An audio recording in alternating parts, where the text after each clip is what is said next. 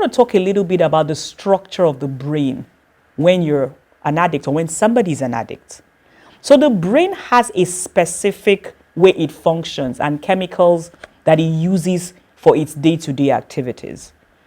And there's a research that shows that an addicted brain is very different from a normal brain.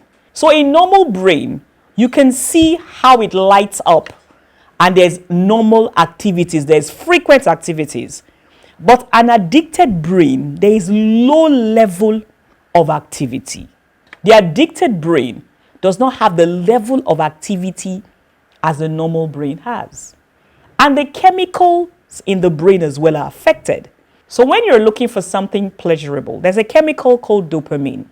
So if you do something that is pleasurable, dopamine is released. However, because the addict wants to consistently feel that pleasure, they will do that thing again and again. But you see, the thing is that the brain is trying to balance your life. So it will not give you the pleasure you got initially when you took that thing. So do you know what you now do? You now take double of what you have taken before to get the same pleasure you got when you only took it once. That is the brain trying to regulate itself and tell you that's enough pleasure. But because you're not listening, the next time you want to take that thing, you take it 3 times of what you took the first time to get the same pleasure of when you took something once. And because you're trying to release dopamine, and the brain on its own side is trying to control the level of dopamine that is released, you continue doing it because you're not getting as much pleasure, and then you get addicted. That is how people get addicted. And when they get addicted, the brain function, the brain structure is impaired. So the question you may be asking yourself, is there any hope for somebody that is addicted? And the question is yes. There are various solutions, and it depends on the type of addiction that you're struggling with or the person is struggling with. But definitely there are solutions to addiction. So the first thing you should know that if you have an addiction to hard drugs, you will need professional medical help. Because at that time, because you have consistently taken a chemical substance into your body, it has affected your brain. So you will need medical help in resetting your brain, to become normal.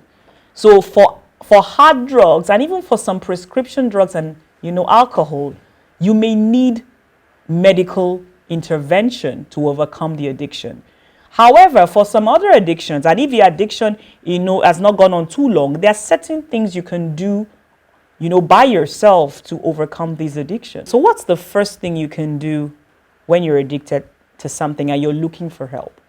The first thing is to acknowledge the fact that you have a problem. You must acknowledge the fact that I am addicted to doing this, or I am addicted to taking this. When you acknowledge that fact, it will enable you to source for the right kind of solution for the addiction you have. Like I said earlier, if you're addicted to hard drugs, you may need medical intervention. So you must first of all acknowledge the fact that you're addicted to something if you want to get help for that thing. And now we are talking about the solutions to addiction and how you can get help. And the first thing we said was you have to acknowledge the fact that you're addicted.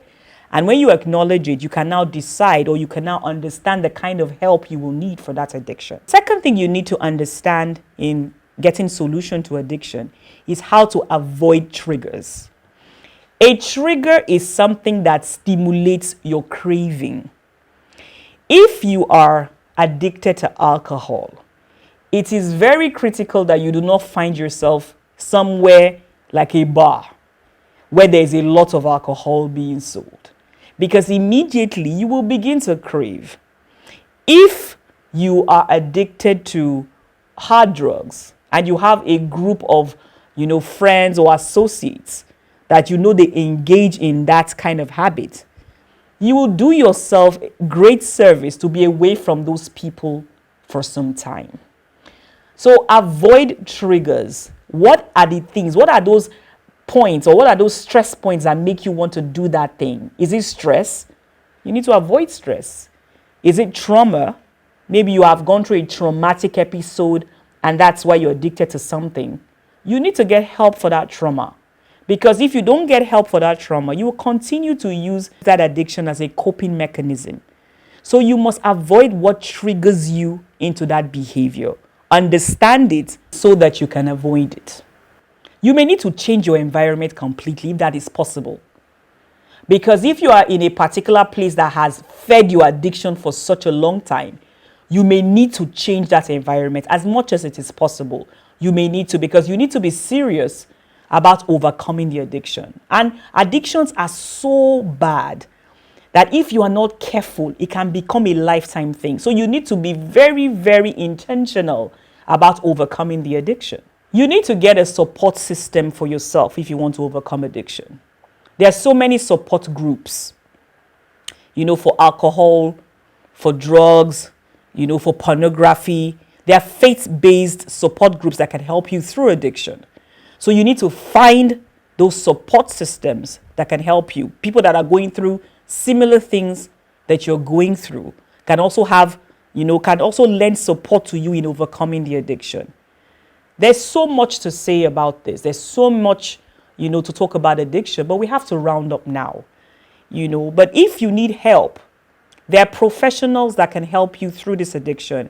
And you can also see my social media handles on the screen. You can send me a DM, send me a chat, and we can talk about it. Because it's important that you live a life that is optimal and that is productive for yourself. And addiction will not allow you to live that life. I'm happy you tuned in today, and I'm sure that you've learned something today. And I look forward to seeing you again, same time, same station. And always remember, a healthy life is a long and happy life. Enjoy your week.